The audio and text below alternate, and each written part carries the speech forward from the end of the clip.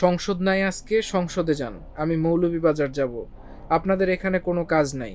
সিলেট ওসমানী আন্তর্জাতিক বিমানবন্দরে উপস্থিত সংসদ সদস্যদের উদ্দেশ্যে এমন কথাই বললেন প্রধানমন্ত্রী তারেক রহমান। আর প্রধানমন্ত্রীর এই সংক্ষিপ্ত মন্তব্যই এখন রাজনৈতিক অঙ্গন ও সামাজিক যোগাযোগ মাধ্যমে আলোচনার বিষয় হয়ে উঠেছে। বুধবার সকালে ফ্যামিলি কার্ড কর্মসূচির উদ্বোধনে অংশ নিতে ঢাকা থেকে সিলেটে পৌঁছান প্রধানমন্ত্রী তারেক রহমান। সকাল 10টা 40 মিনিটের দিকে তার বহনকারী বিমানটি সিলেট ওসমানী আন্তর্জাতিক বিমানবন্দরে অবতরণ করে।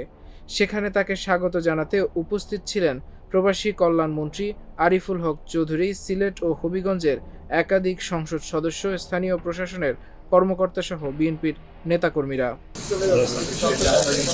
কিন্তু বিমানবন্দরের লাউঞ্জে একসঙ্গে এতজন সংসদ সদস্যকে দেখে কিছুটা বিস্ময় প্রকাশ করেন প্রধানমন্ত্রী। উপস্থিত এমপিদের দিকে তাকিয়ে তিনি প্রশ্ন করেন, সংসদ নাই আজকে?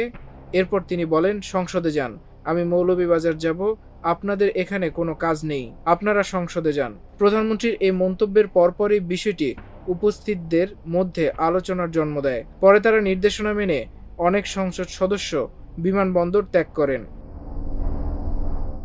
এদিকে প্রধানমন্ত্রী সড়কপথে মৌলভীবাজারের শ্রীমঙ্গলের উদ্দেশ্যে রওনা হন। পথে সিলেটের লাক্কাতুরা চা বাগান সংলগ্ন এলাকায় চা শ্রমিকরা বৃষ্টি উপেক্ষা করে বাদ্যযন্ত্র বাজিয়ে এবং ফুল ছিটিয়ে তাকে স্বাগত জানান। শুধু সেখানে নয়, নগরীর আরও কয়েকটি গুরুত্বপূর্ণ স্থানে বিএনপির নেতাকর্মী ও সাধারণ মানুষ সড়কের পাশে দাঁড়িয়ে হাত নেড়ে শুভেচ্ছা জানান। প্রধানমন্ত্রীও চলন্ত গাড়ি থেকে হাত নেড়ে তাদের অভিবাদনের জবাব দেন। তবে দিনের সবচেয়ে আলোচিত ঘটনা ঘটে বিকেলে। সকালে প্রধানমন্ত্রীর মন্তব্য শোনার কয়েক ঘন্টার মধ্যেই সিলেট ৬ আসনের সংসদ সদস্য অ্যাডভোকেট এমরান আহমেদ চৌধুরী ঢাকায় ফিরে জাতীয় সংসদের অধিবেশনে যোগ দেন। বিষয়টি তিনি নিজে সামাজিক যোগাযোগ মাধ্যমে জানান।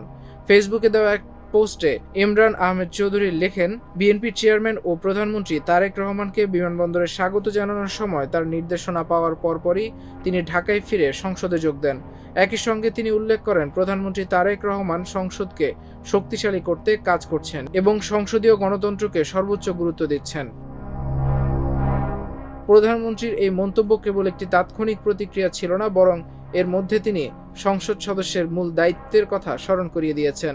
সংসদ অধিবেশন চলাকালে সংসদ সদস্যদের উপস্থিতি নিশ্চিত করা এবং জাতীয় সংসদকে কার্যকর প্রতিষ্ঠানে পরিণত করার বিষয়ে তিনি যে গুরুত্ব দিচ্ছেন সে ঘটনার মাধ্যমে সেটি স্পষ্ট হয়েছে।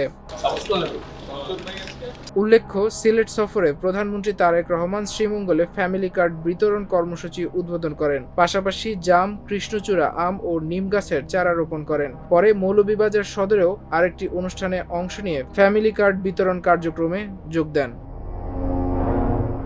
মাল্টিমিডিয়া ডেস্ক, আমার দেশ।